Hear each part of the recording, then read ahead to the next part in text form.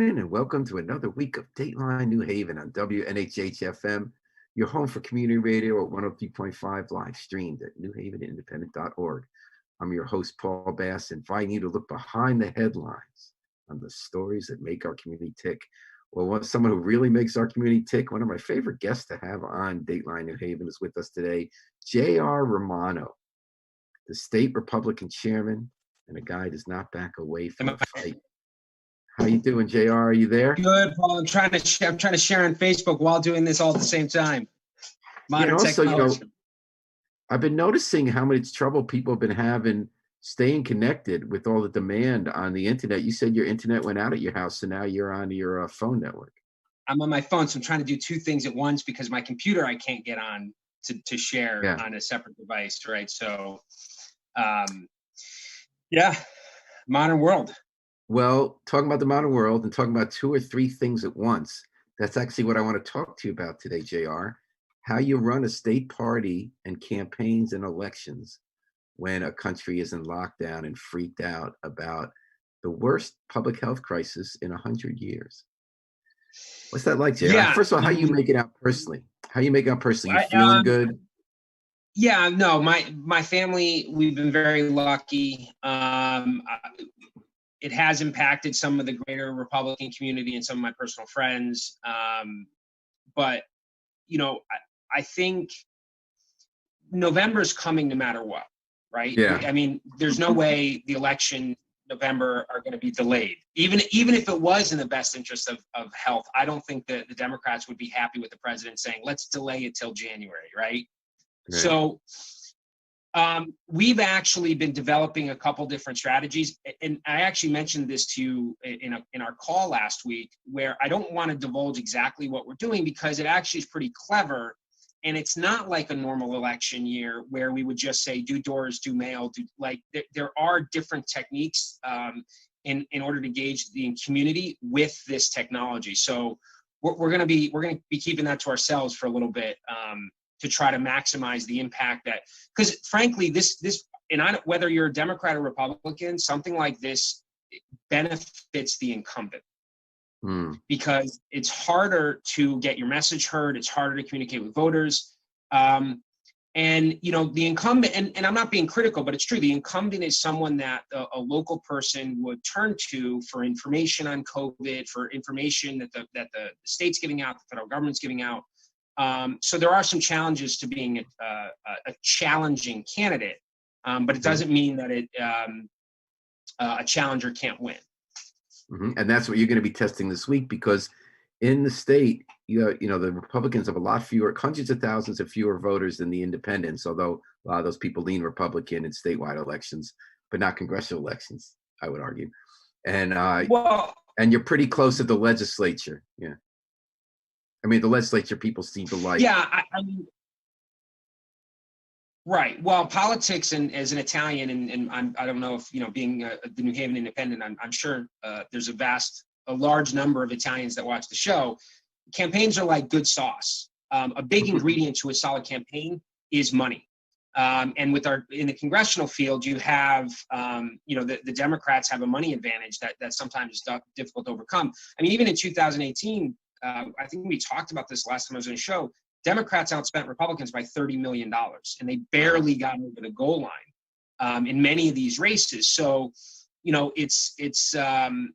but I do think that this state is not as blue, and I think you would agree based on the election results. I think when it comes to state elections, this is a purple state through and through. We had 12 years of, 14 years of 12 years of Republican governors, and then we had 8 years of Democrat, and we had an equally divided state Senate until a year ago, but yet all our congressional representatives are blue. Well, I know you're not going to see it this way. I would argue that the way a lot of Republican-leaning New Englanders think, the Republican Party nationally doesn't speak for them, but their state Republican parties do. Well, one of the big talking points that Democrats often use for federal races is gerrymandering, but they never seem to, whenever a district is gerrymandered to help a Democrat, it's completely legit. So if you look at the design of some of Connecticut's congressional district, there's some oddities there. And we can go into the fact how they've been gerrymandered. That 5th district and the 1st district in particular are amazing if you look at them at a map. I always thought the 3rd district was amazing, that part of Middletown where you have Wesleyan students got added to a liberal district that was concerned about conservative suburbs.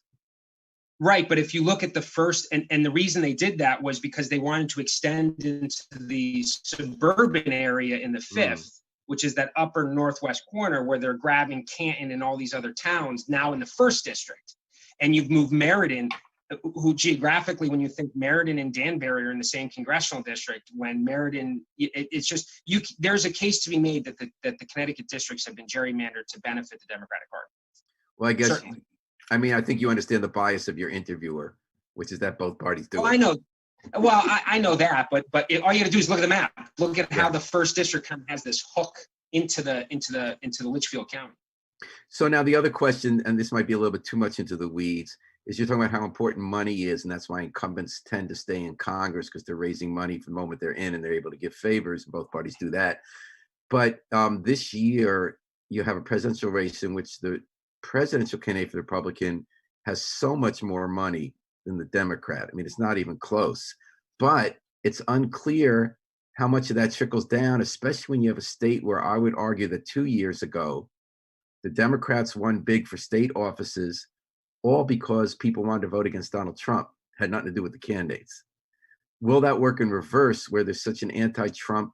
Will you again be facing an anti-Trump vote, or will you be benefiting from the hundreds of millions of dollars advantage you're going to have for the presidential race? I think, although that I think what you're not estimating is in 2008.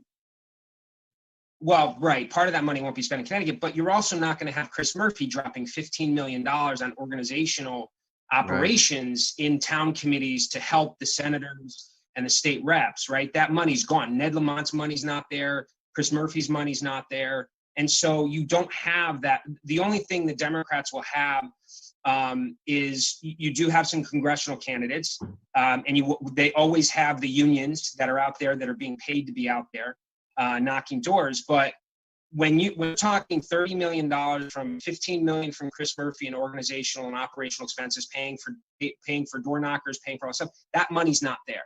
And so you're being brought back to almost par for the Republican Party. Justin Farmer, thank you for listening and writing in. Writes in, what about prison gerrymandering? So his point is that a lot of urban people are in jails in places like Somers and Cheshire, but they get listed as living in those towns, even though they can't vote there. And that has definitely been an advantage to the Republicans. And I agree with you, JR. There are other ways Democrats have redrawn maps to help them with other voters. But I think Justin's got a point that felons who are in jail who can't vote are counted toward Republican districts. So when you say that, you just said they can't vote. Right, but then the city loses their population. So if there are, say, 5,000 people in New Haven or 3,000 behind bars, we don't get to count them for population purposes when our district is drawn. I mean, you're familiar with this fight. Right. Democrats want them to count at their home. I mean, I understand that, but right. I mean, okay, but we're talking, particularly in the state of Connecticut, we're not talking hundreds of thousands of people. And that's small to me. That's small compared to when you're throwing in an entire community into a district that gets swallowed up by, say, New Haven. Mm-hmm. That basically New Haven, 2 cities control an entire congressional district, right? And then sometimes so when you add up, well, and that's it's not a perfect system. It's never going to be perfect. And in the South, there's been sort of an understanding for decades between the Republican Party and African-American Democrats, where they get all the African voters crammed into district to ensure that African-Americans will be elected. But then the Republicans win more seats permanently because there are fewer candidates who appeal to a mix of Black Democrats and liberal white candidates. So this stuff really gets complicated. It doesn't always work out the way people think. I don't know. I'm getting a little off. Let me just I would also point out, I think it's ironic. Yeah. Well, but I'm going to be critical of the Democratic Party, and you're going to laugh. But in Connecticut, these areas that have people of color are all represented by trust fund wealthy white guys. Yeah. That's the Democratic Party. Every major city in the state of Connecticut is represented by trust one percenters, not guys like me from Derby, Connecticut, single mom. These are people who are millionaires, if not billionaires, all representing cities like New Haven, Middletown, what was the other one? Bridgeport. New Haven. They're not even from the cities. Bridgeport, Gannon's from Bridgeport. But these other guys aren't even from the cities they represent. The Democratic Party's turned into the party of the 1%, of the billionaires, because I can list all these extremely wealthy white people who are controlling major cities, controlling the Democratic Party. And it's interesting when people want to talk about the Republican Party, but all you have to do is look at the actual statistics of what's happening in these cities. All right, we're talking to J.R. Romano. He's the state Republican chairman. We're doing our best with the technology, and we're here on Dateline New Haven, WNHH 103.5 FM, live streamed at newhavenindependent.org. Got a couple more questions here for you, J.R.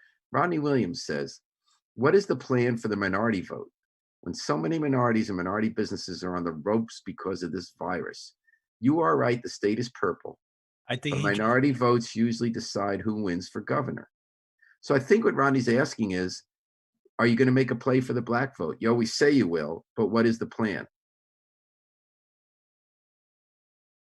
Your sound's off, JR. Do you want to check your audio?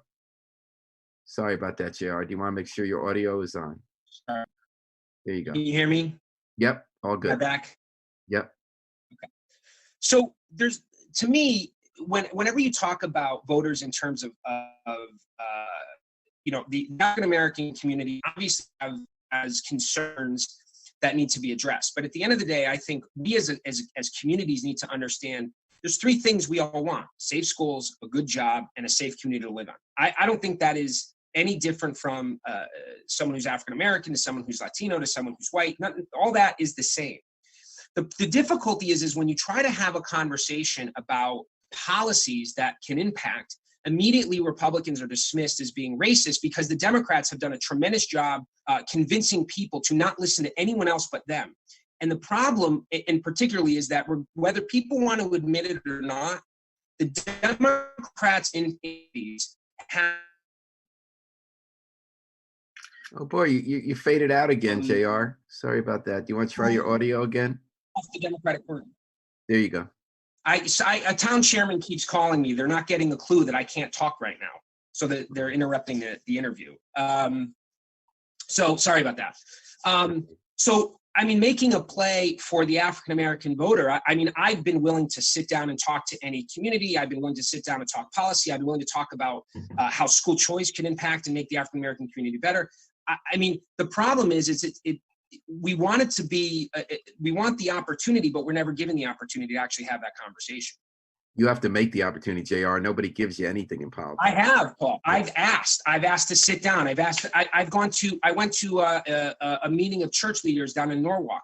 I can't kick down the door.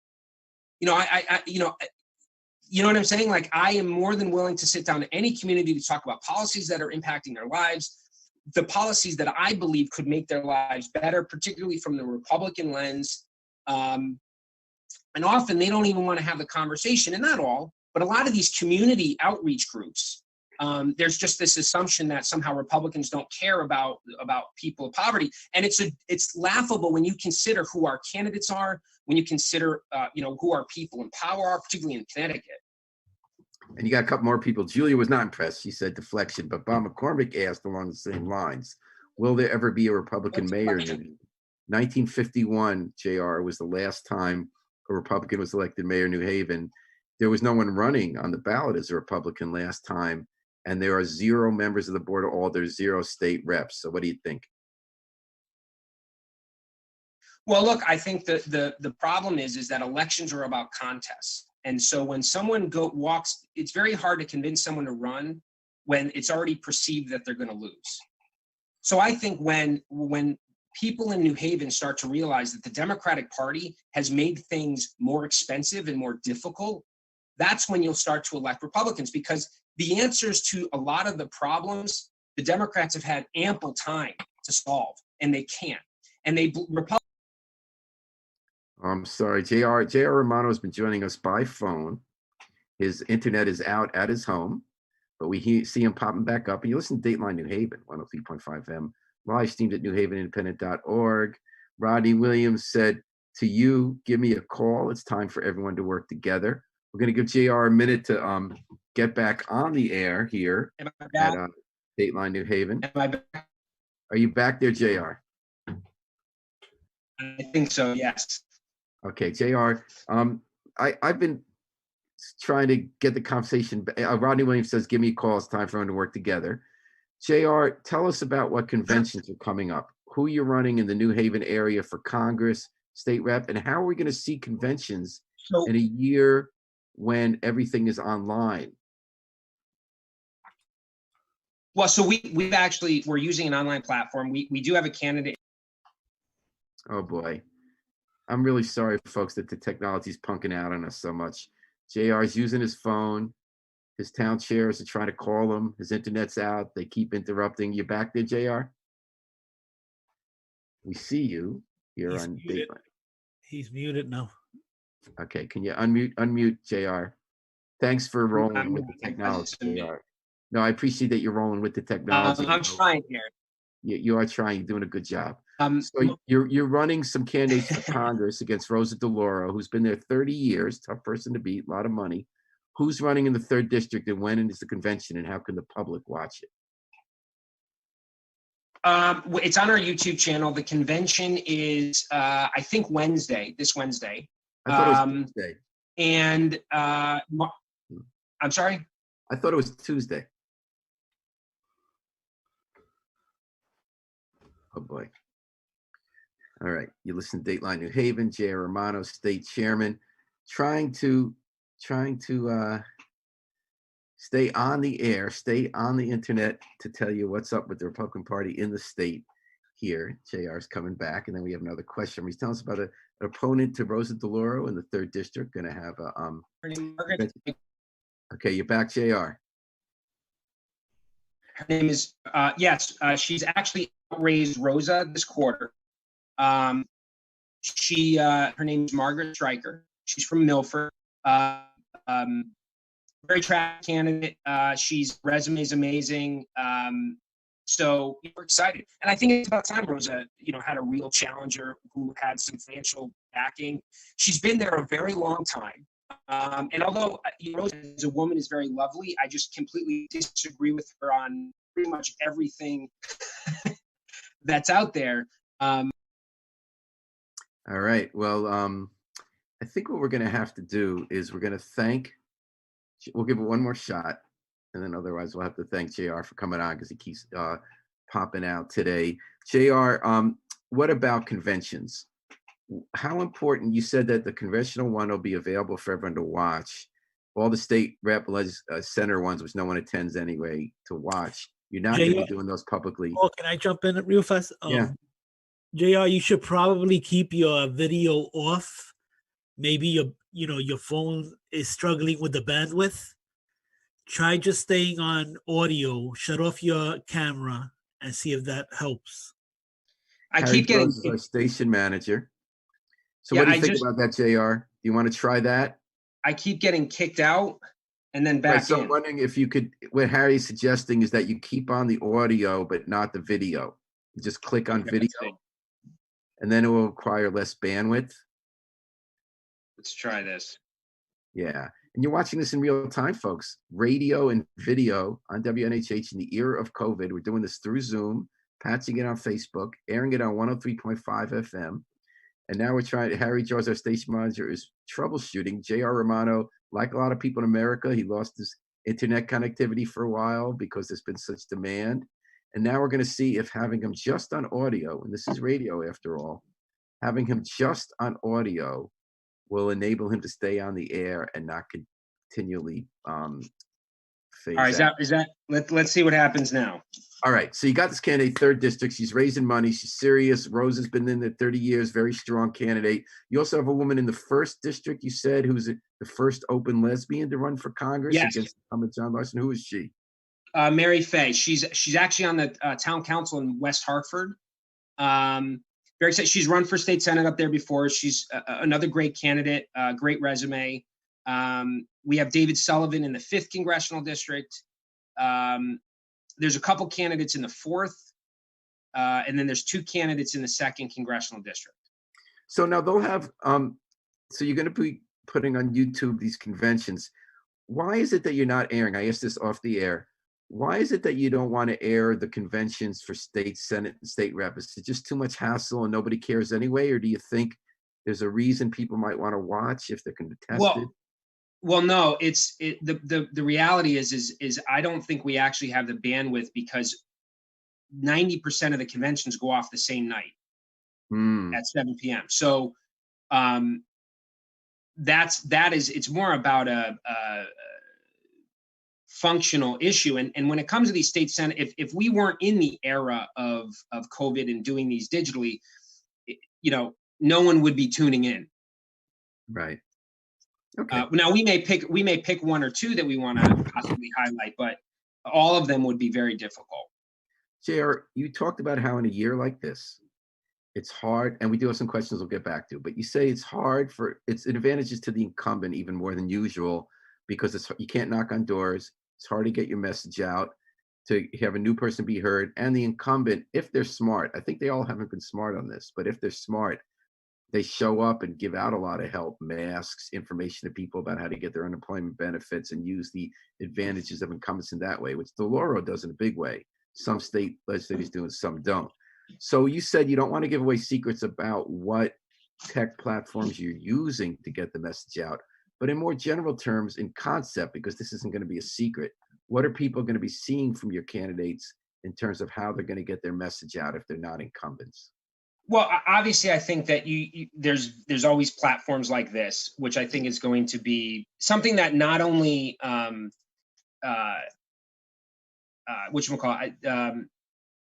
not only is something we'll use now, but I think going forward we might advance the way the candidates interact. So it's using digital platforms. It's having town halls. They're probably going to get back to using the phone a lot more. And text message. Mm-hmm. That's probably the direction we're going to go. Candidates may spend, doing town halls on Saturday afternoons versus doing doors. That's pretty much what I think the average candidate will do. I think one of the important things to understand, and one of the things I'm certainly going to talk about, and we're encouraging all candidates to talk about, is now that COVID has happened and is here, and our economy struggles, do constituents out there, Democrats raised taxes in 2019. They did. And so will those tax increase delay or hinder a recovery from the COVID pandemic? Because we know Connecticut never fully recovered from the 2009 economic slowdown or crash. And so these are things that we're reminding voters that the Democrats have put us in a pretty bad position. And, how is it going to impact your family when, once again, they're going to go back to Hartford in 2020 and raise taxes? Because that seems to be their only solution. So that's kind of some of the conversations that we're going to have. And one way they hit you back, I don't know if this will penetrate the voters or not. One thing I'm hearing a lot from Democrats is that when there were disagreements about the budget last year, the Republicans wanted to draw down on the rainy day fund to pay for transportation with the argument that it was funded so much higher beyond actuarial standards that there was enough to spend, you'd still have plenty. The Democrats say, thank God we didn't raid the rainy day fund, because now that we have this crisis, we're going to have enough money to weather it because of the rainy day fund. Do they have a good point about that, JR? No. And frankly, because the way they're looking at this is they're not weathering. The state is not in good fiscal shape, even with the rainy day fund being available, because it's about tax revenues. And I understand the way a Democrat thinks. We must feed the government. The government must have all the money. In my mind, raising taxes takes money out of a single mom working in New Haven as a dental hygienist. She's the one the Democrats should care about, not the special interests and the government spending.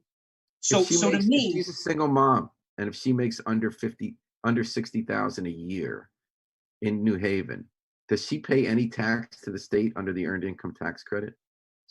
yeah, the earned income tax credit is 30,000.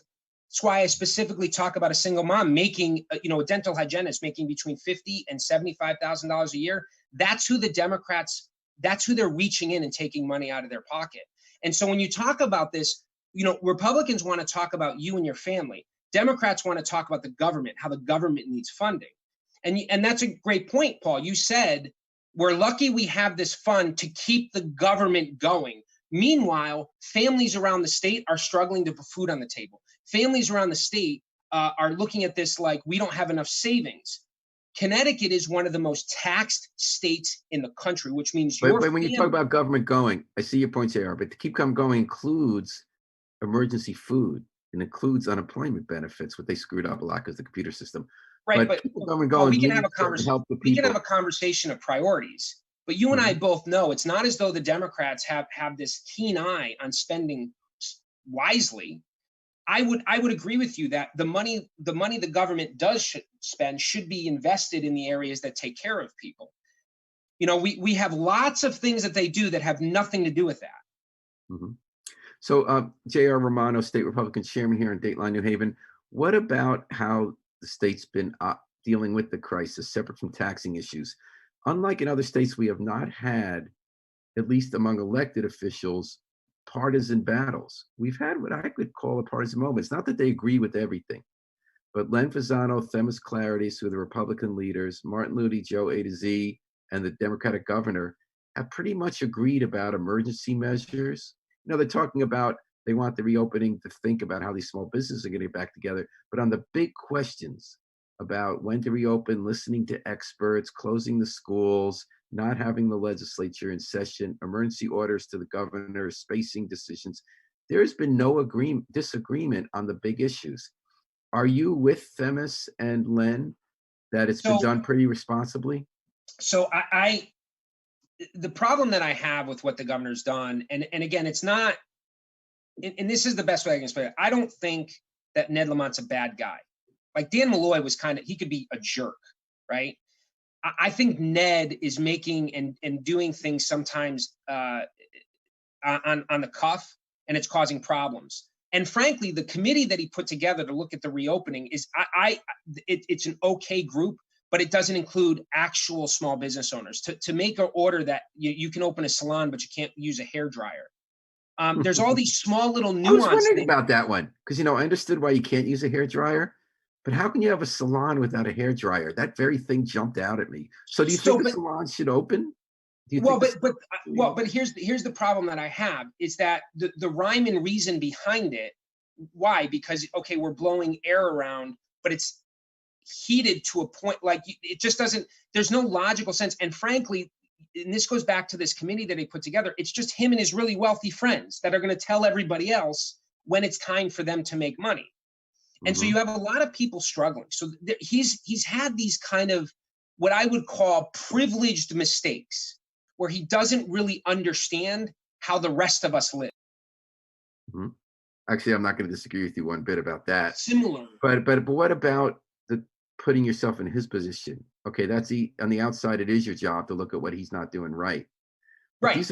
These are very tough decisions. I honestly, JR, don't know what I would do in his position. And that's fair. What would you do? Would you open? Would you let the salons open? Since you're right, they need hair blowers. I mean, I think the way that I looked at it is that when this was always about flattening the curve, and they always said 2 weeks after there's when the hospitalizations drop, right? And now they're moving the goalpost a little bit, but I think from my perspective is that there are people that can't survive economically right now in what we're doing. And again, I'm going to go back to it doesn't seem like Ned is talking to Republicans. He's just talking to his really wealthy friends that think, oh, we'll delay this. And frankly, what frustrates me is the inconsistency and how they're making these decisions. So I'll give you an example. He tells us all that it's okay to go to Home Depot and Walmart. We can't we can't, we can buy baby clothes at Walmart, but we can't buy baby clothes from a small business owner. Right? You're actually forcing more people to go to one location versus spreading it out. No, you're right about that, JR, but wouldn't it also be fair to say that Democrats, Republicans, everybody has tried to understand a fluid situation? We don't even fully understand the coronavirus. The best experts have completely changed their minds in a period of weeks. Don't wear a mask, do wear a mask. No, Paul, that's why you haven't seen me be hypercritical. I point out. That's what I'm wondering, yeah. Yeah, I point out these, and this is the problem. When it gets pointed out, right? When it gets pointed out, just fix it. You know what? You're right. You should be able to buy baby clothes from that local store. But I'm not sure that's the answer, JR, because if I look at the small stores like near me, man, there is no way they're ever going to follow any reasonable social distancing. There's no way that people are going to be more than an inch from each other. There's no way. But Paul, that's happening in Walmart. People pass each other all the time. But they wear the mask there. I'm not saying they're right. I'm not disagreeing with you about the inconsistency. What I'm saying is I honestly don't know the solution, JR, because some but Paul, I would argue I have faith in people and business owners. You don't. It would sound like, because I think a business owner that wants to appeal to the general public that has a fear would announce that they're holding people accountable. And if they announce that they're not, people won't go there. Well, I like that outlook, and I do have faith in the overwhelming majority of people. I have faith in the overwhelming majority of business owners. We've seen enough photographs, and I've seen with my own eyes how already stuff isn't followed to the T and how the spread. So one argument made, JR, is that if you're worried about people making a living, if you open too soon, that will be the last economy to recover long term, because you're going to have such a wave again. And this is all guesswork. But the idea is that if you open too soon, that if you look at, and this is old data, but if you look at the 1918 pandemic, the places that opened sooner had the worst economies long term because people. Right, but Paul, let's be honest. Hold on, let's be honest. In 1918, how accessible was disinfectant? How accessible was hand sanitizer and masks and all those? They didn't have. In fact, I think there's been technology just learning about how viruses are spread compared to 1918. So it's not really. So it's not that you have more confidence in people. You have more confidence than I do that we have the tools right now to contain the pandemic. And again, I don't have a position about what we should do because I think it's really complicated and there are unknowns. But where you and I think differ is I don't believe we have the tools right now to prevent us from spreading this wildly again. I think Georgia is going to be the big hot spot, and they're going to spread it all over the country the way New York did. I mean, listen, I understand what you're saying, Paul. My perspective is the way that I look at this is if you're going to do something, be logical. And I'll give you a prime example. You tell someone that they can go to Walmart, but they can't go to church. Right? So I'll give you a prime example. You're telling me. Do you want them to die in church? Well, hold on a second. And this is where I have faith in people. I have faith that a pastor could literally put tape, just like Walmart does, that is 6 feet apart in the pews. I mean, there's hundreds of things that creativity, because here's the thing, the public doesn't want to get sick. Okay, so JR, the public doesn't want to get sick, but there's a lot of misinformation, a lot of short-term decisions. So while you and I have faith that the overwhelming majority of pastors, the overwhelming majority of people can do it, we know as a fact right in New Haven, we can trace a lot of deaths to mid-March when pastors ignored the directions from the government, Republican and Democratic levels of government. A lot of people have died in New Haven because religious leaders did not follow their directives in March. Devastated congregations. And again, I understand that, Paul, but what I'm saying is that if we constantly look at the lens of, so at first it was flatten the curve. So now you're saying that we have to stay in our homes to prevent all death. No, I'm saying I don't know. I'm saying it's not about not having faith in people. I'm So, saying that I'm really at a loss. I don't think there are good guys and bad guys in this argument. I don't think oh, one side's being I agree, cruel. but that I goes don't think back one to side's being cruel. I think I'm just very skeptical when I look out. I think we're going to have a bad second wave. I really do. And I think it's going to hurt so our Paul, economy. this goes back to the idea of what we're doing. So if the government put out guidelines like, okay, we're going to tell Walmart or whatever to lay tape down 6 feet and aisles and point and separate. What I'm saying is take that logic and apply to everybody, right? I agree with you. And I think they're going to do with that. I agree with you on the small business versus Walmart. I'm thinking more about types of businesses. Judith Leach writes, how do you hold everyone accountable? Rodney Williams says, but why should big business make money and small business go out of business? He is speaking the truth. Thanks. And he is J.R. Romano, state Republican chairman. We got a really good line now. Harry Jones, our station manager, figured out the issue. We got Thank God. JR's picture here, but we're able to hear him just good. So, JR, next session, the Republican Party is going to have all new leadership at the Capitol. Yes. The four main leaders in the legislature are the majority minority leader in each house. Themis Clarities and Len Fasano are the leaders of the Republicans. They've been there for decades, and they're retiring, although Themis might be running for governor. And in the Democratic side, one of the two leaders is also retiring, Joe Arasanovitz. I'm sorry, I don't say his name right. They call him Joe A to Z. Do you know how to say his name? You said it right, Arasimowicz. No, I said it really fast, so you couldn't hear how I said it. What's this going to mean? That you're going to? Is it just changing people? Well, let's be honest, though. Hold on, but let's be honest. We may have 4 leaders because Looney's facing a primary. Yeah, but okay. I'm not. Look, I have no idea, but it would be amazing if you literally had all new leadership at the same time. I think that might be the first time in our history that happens. But so what's going to mean on the Republican side? Will there be a different direction? Will they operate differently from Themis and Len Fasano and Themis Clarities? Well, obviously, they're different. I think in the House, they generally know who it's going to be. I think in the Senate, there's still some jockeying who it's going to be. But Len and Themis, aren't going anywhere. I think their stamp will be on the Republican Party. So it's not like they're like moving to, North Dakota or something, right? They're still going to be involved. They have tremendous relationships within that building and within the caucuses. So, I have to say we've all gotten along really well together. What no one understands, and I understand there was a lot of disappointment in 2018 because we were so close to having majorities and the governorship. But truth be told, even after 2018, Republicans have what would be considered a high watermark for the number of representatives in the last 40 years. Everyone thinks that this was a blue wave in 18, but I ran in 2006 when we went down to 38 members of the House.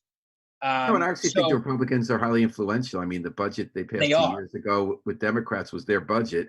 And I do think we have a purple legislature. I think both parties know that it's not as liberal an environment as it is with the same voters for Congress.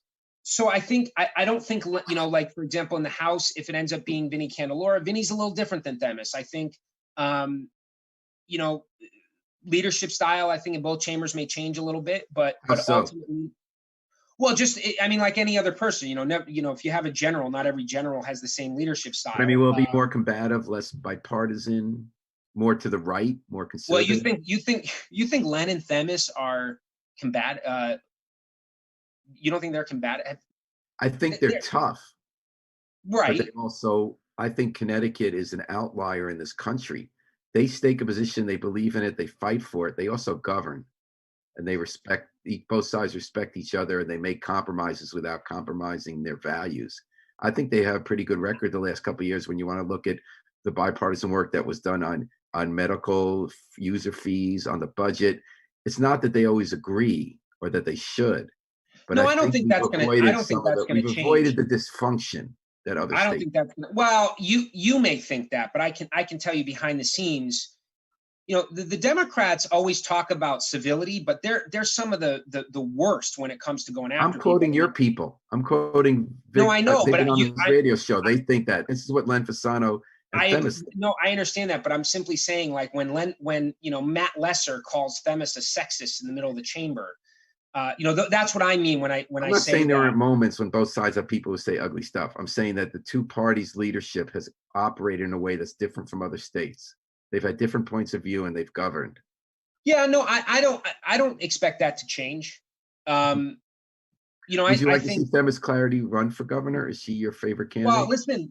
listen, don't write off U.S. Senate, Okay. right? Because she spent many years in the legislature. Blumenthal's up. I think he's weak. I think Themis can raise in a tremendous amount of money. I'm not saying she's not, she can't be governor, but everyone's slating her in one direction.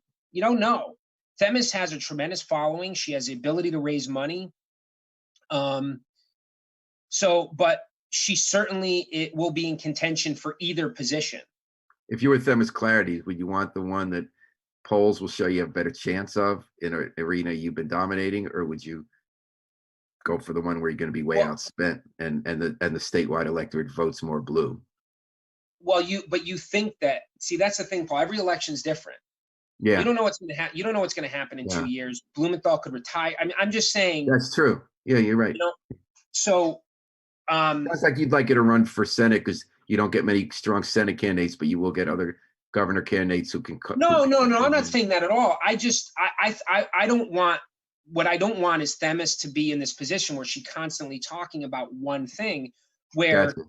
You know what I'm saying? Like, I think she has the talent and ability. See, you said outspent. Themis can raise a tremendous amount of money. She has a tremendous following. No, I agree. She would be a very legitimate candidate for Senate. She'd be one of the few you could put up against Blumenthal, whereas you'll have any number of people who would have a real shot at winning the governor's office. Paul.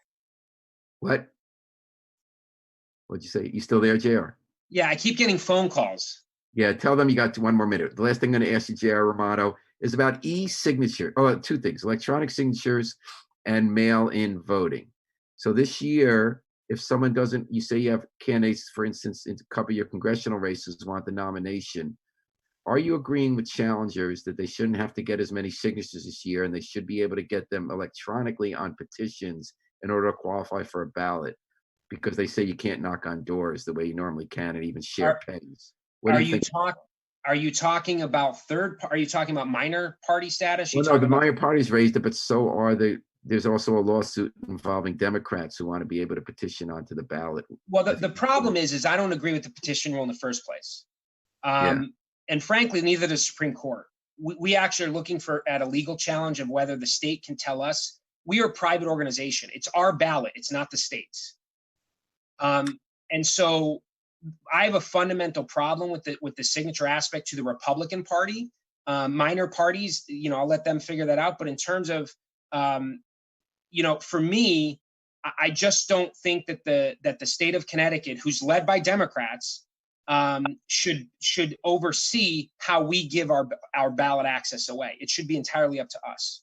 And what about a mail-in voting? That's been a divisive issue. So the problem, Maryland, and I'm going to be very clear. It's not that I'm opposed to mail-in balloting, but the problem is that the Connecticut infrastructure is a joke. They actually, when you look at, and Paul, I can show you the statistics. The city of New Haven, for example, the number of voters that are inactive for years that still exist. We have no verification of who voters are. So, for example, if my cousin used to was a renter in my condo, she hasn't re-registered in her new city, I'm going to get an absentee ballot application for her. Someone nefarious can take advantage of that loophole. Right. You can go down there and she can sign it. Right. Deliver it to the mailbox. Well, what's funny is I was on a call and someone legitimately said to me, voter fraud on the leader, Tom Swan, on this call said voter fraud only happens in Democrat primaries. That's what he said. So this idea we know that nationally it happens in Republican places too, but I didn't say. Well, I didn't say it did. I believe it happens. It's not worth 300, 400,000 votes, but in a race that's decided by 10 votes, it could be 20. So when I look at this, we have no infrastructure or apparatus to protect people's vote, meaning your vote can be stolen like that.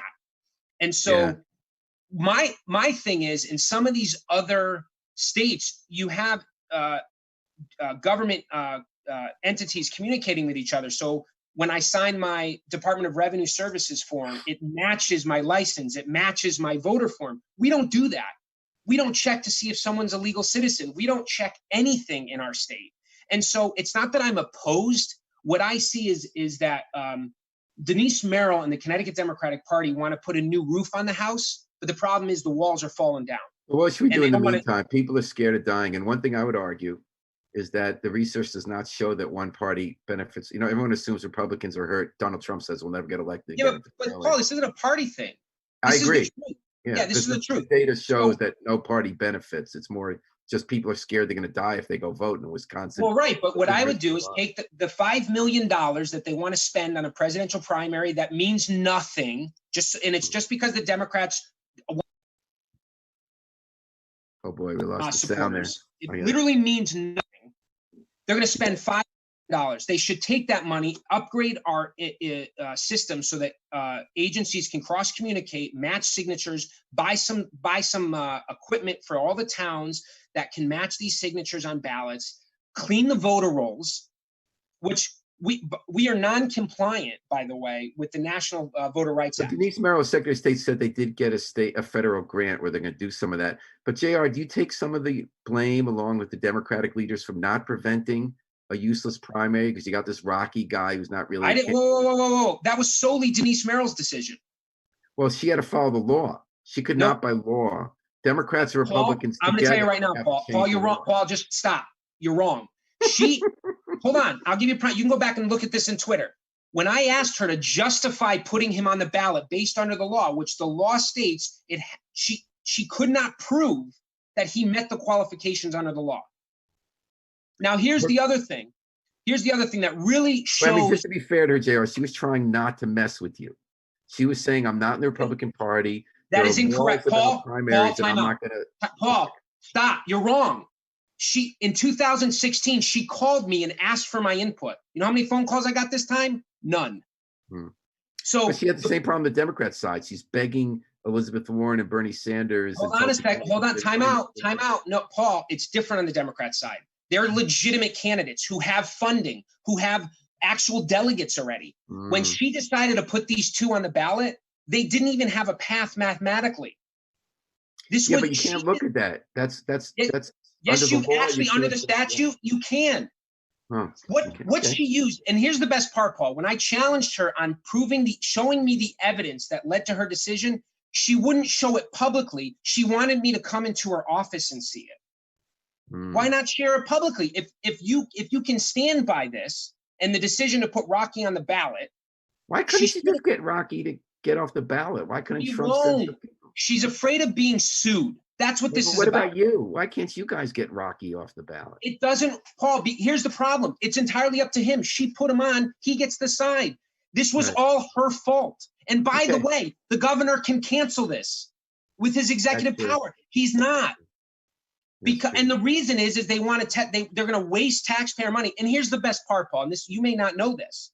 Because he moved the primary to August, it actually is past the national parties, both Democrat and Republicans, window to submit who their delegates are. Okay, but Jerry, you did see that when Cuomo canceled the primary, a federal judge overruled him, and that the Democrats are scared that Donald Trump is going to cancel election, not abide for it. So how could they set a precedent where they cancel elections? You understand the presidential, and I don't know who New York's attorneys were. They should have called me. The presidential primaries is how a party chooses doesn't even choose the nominee, chooses their delegates.